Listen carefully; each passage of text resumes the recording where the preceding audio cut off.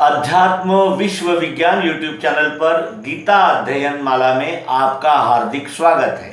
आइए हम पहले अध्याय अर्जुन विषाद योग का अभ्यास कर रहे हैं। हमने देखा कि दुर्योधन ने कहा कि पांडवों में कौन कौन युद्धवीर यहाँ लड़ने आए हैं, उसने परिचय दिया और उसके अनंतर वह अपने अपने पक्ष के वीरों का परिचय द्रोणाचार्य जी से करा रहा है। कहते हैं, अब देखो द्विज श्रेष्ठ मेरे पक्ष के बड़े नायकों को लखाता हूँ मेरे ये सैन्य शक्ति में।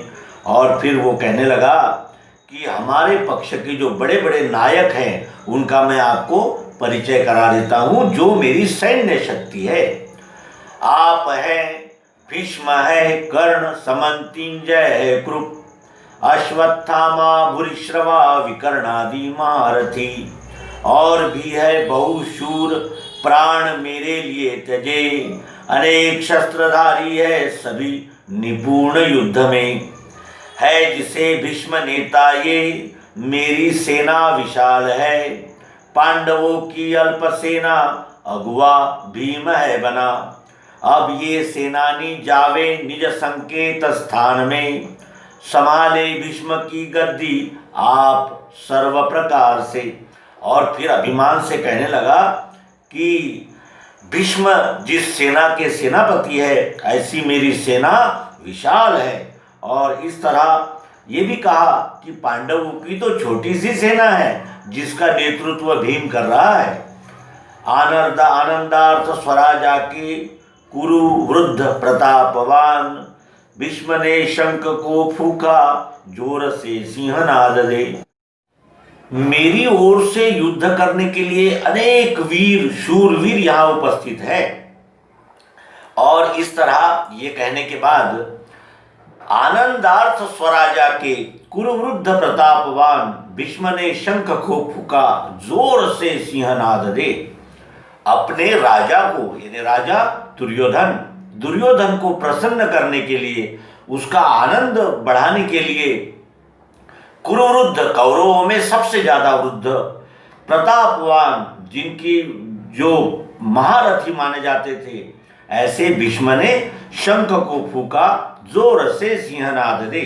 उस समय आवाहन देने के लिए शंखनाद करने की प्रथा थी और इस तरह उन्होंने अपना शंख जोर से फूका जिसका सिंहनाद हुआ।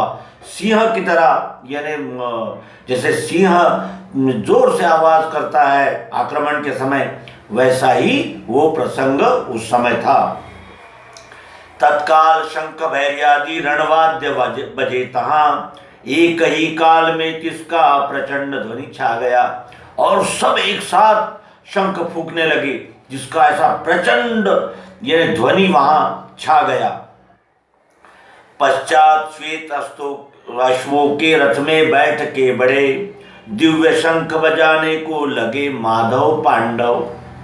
और उसके बाद श्वेत अश्व यानी सफेद घोड़ों के रथ में बैठे हुए माधव यानी श्री कृष्ण जी और पांडव अर्थात अर्जुन अपने दिव्य शंख बजाने लगे। उनके शंख दिव्य थे। इसका क्या तात्पर्य हो सकता है? दिव्य शंख होते हैं जो दिव्य दृष्टि से हम जान सकते हैं। दिव्य शंख क्यों थे?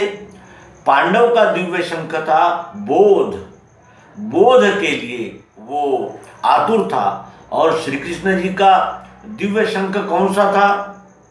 दिव्य दृष्टि, दिव्य चक्षु, जिसकी गूंज आज भी संपूर्ण विश्व में है। श्रीमद् भगवद गीता की ओर कोई उंगली निर्देश करके ये नहीं कह सकता ये किसी यानी मर्यादित मानव समूह के लिए है।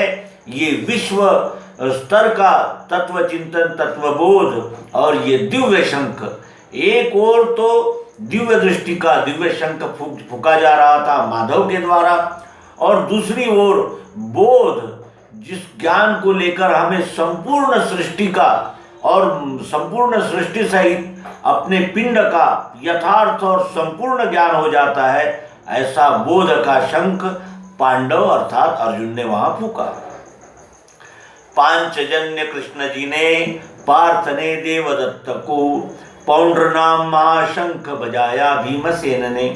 उनके शंखों के भी नाम थे और उन्होंने अपना अपना महाशंख बजाया पौंड्र नाम का भीम ने। अनंत विजय नाम बजाया धर्मराज ने। दोनों माद्री सूतों ने भी सुघोष मणिपुष्पक।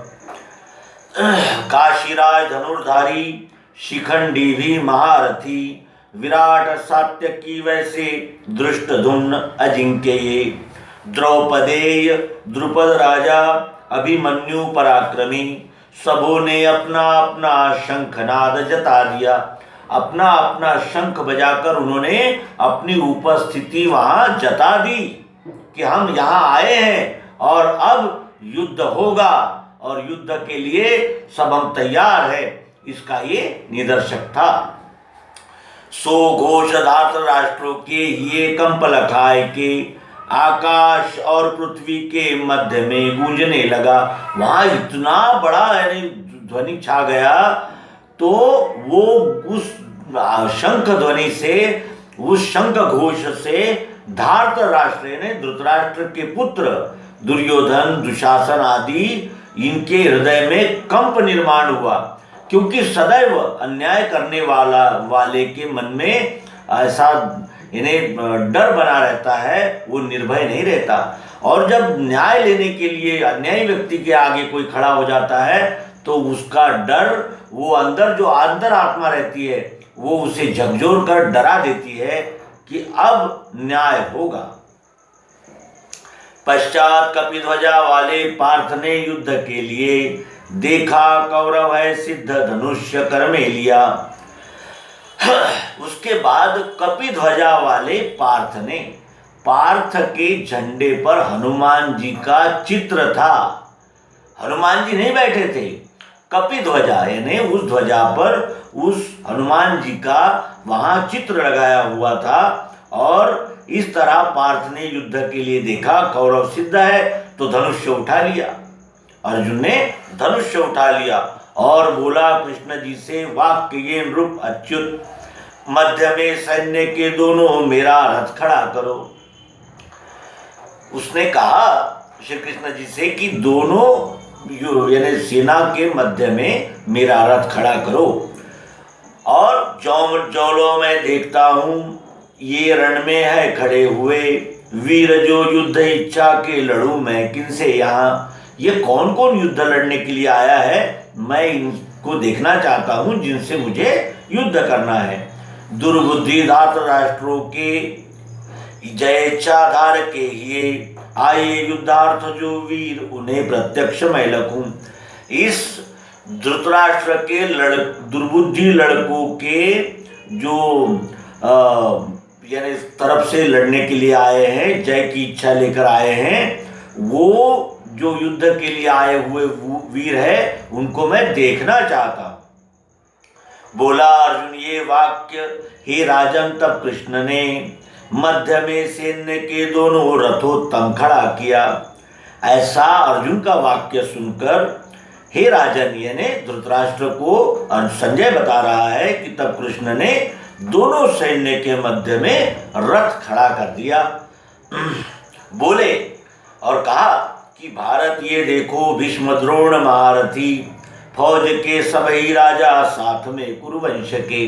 और परिचय करा दिया कि देखो इनसे तुम्हें लड़ना है। भीष्म द्रोण ये महारथी है और ये फौज के सभी राजा साथ में कुरुवंश के। तहां अर्जुन ने देखा खड़े श्रेष्ठ पितामह, गुरु मामा तथा भाई पुत्र नाती स्वमित्र। उसने वहां यानी अपने शत्रु नहीं देखे, वहां क्या देखा, श्रेष्ठ पितामह भीष्म पितामह क्यों देखा, वहां गुरु मामा भाई पुत्र नाती स्वमित्र। ये वहां उसने शत्रु नहीं देखे, स्वमित्र देख रहा है उनमें। और ससुरे आप और भी आप तो दोनों के दल में तहा, सन्मुख निज भ्रातों के तिन्हे कौनते ये नहीं लखा। ससुरे आप तो यानी उसके यानी जिनसे वो संबंध थे उसके, वो दोनों दल में उपस्थित थे। निज भ्रातों के यानी अपने ही भाइयों के सामने उसे कौन्तेय ने लखा और कुंती पुत्र अर्जुन ने उन्हें वहां देखा। उदास मन से बोला करुणा युक्त चित्त से, स्वजनों को लखा कृष्ण युद्धेच्छा से खड़े यहाँ।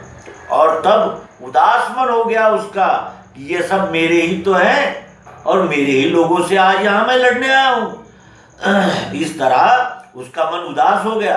करुणा युक्त चित्त से अत्यंत दुखी चित्त होकर वो कहने लगा कि मैं अपने ही लोगों से लड़ने के लिए यहाँ आया हूँ श्री कृष्ण जी, और ये कैसा अद्भुत प्रसंग है। दुखी हो गया, वो भूल गया कि यहाँ वो स्वजन गोत्र के मामा नाती साले नहीं है, ये शत्रु है, अन्याय करने वाले हैं और इनसे अब फैसला करने की बात है। ये बात अर्जुन भूल गया, मोहवश हो गया मोह। जो अंतिम अध्याय में भगवान श्री कृष्ण जी से अर्जुन कह रहा है वो यही रोग है, जो ये रोग हम सबको है। और इस रोग को श्रीमद् भगवद गीता का उपदेश हृदय में धारण किए बगैर निराकरण नहीं कर सकते। ये मोह का रोग ऐसा है जो हमें जीवन भर दुख देता है और अंतिम समय में भी पुनः हमें इस जन्म मृत्यु के फेरे में डाल देता है और ये हमें कभी भी गिरा सकता है। और इसी के वजह से ये जीव सुख पाने में असमर्थ हुआ जा रहा है। इस मोह को निकालने का ये महत्वपूर्ण कार्य श्रीमद् भगवद गीता करती है। मित्रों, वो भूल गया कि जब द्रौपदी को निर्वस्त्र किया जा रहा था उस स्थान में भीष्म द्रोण दोनों उपस्थित थे। इन दोनों के पास द्रौपदी गई थी और कहा था गुरुदेव आप कहेंगे तो दुर्योधन इतना नीच कर्म नहीं कर सकता, आप मुझे बचाइए। और भीष्म से कहा कि पितामह आप इसमें हस्तक्षेप कीजिए, यह अन्याय हो रहा है। ये दोनों धुरंधर महारथी और ये ज्येष्ठ लोग वहां उस सभा में नीचे मुंडी डालकर बैठे थे क्योंकि ये दुर्योधन का अन्न खाए हुए उसके दबे हुए थे, इसलिए वहां उन्होंने गर्दन नीची कर दी। लेकिन इन्होंने ये नहीं कहा कि किसी महिला का इस तरह अपमान भर सभा में नहीं किया जा सकता, ये गलत है दुर्योधन, ऐसा नहीं होना चाहिए। तो ये घटना कुछ और ही हो सकती थी। लेकिन ये उस समय ये दोनों महारथी मुंडी नीचे डालकर बैठे थे और इन्होंने कुछ भी उत्तर नहीं दिया है वहां। इस तरह द्रौपदी ने इनको बोलने के बाद भी ये दुर्योधन का साथ देते रहे और यही बात और सतत होने वाला अन्याय ये इन दोनों को दिखते हुए भी इन्होंने वहां अपने जबान नहीं खोली। इसका बदला लेने के लिए वहां आया हुआ था अर्जुन, और लेकिन वो मोहवश होकर उन्हें अपने जानने लगा। और आगे कहता है कि मेरे गात्र हुए ढीले, मुख भी सूखने लगा, देह कंपित होता है, रोमराजी खड़ी रही, गांडीव हाथ से छूटा, त्वचा में आग सी लगी, यहां ठहरा नहीं जाता, मन में भ्रम छा गया। मेरे गात्र हुए ढीले, उसके मन को चोट पड़ी तो उसका शरीर का हर अंग ढीला हो गया और मुख भी सूखने लगा। और मेरा मुख भी सूखने लगा क्योंकि जब हम ज़्यादा घबराहट में होते हैं या ज़्यादा दुखी होते हैं तो हमारा मुख भी सूखने लगता है और देह कंपित होता है। मेरा देह ऐसा थरथरा गया है और मेरे सारे शरीर पर रोम खड़े हो गए हैं। गांडीव हाथ से छूटा, उसके धनुष्य बाण का नाम गांडीव था, वो हाथ से छूट गया है और मेरे त्वचा में आग सी लगी। हमारा भी ऐसे ही होता है जब हम मोहवश हो जाते हैं और न्याय करने का प्रसंग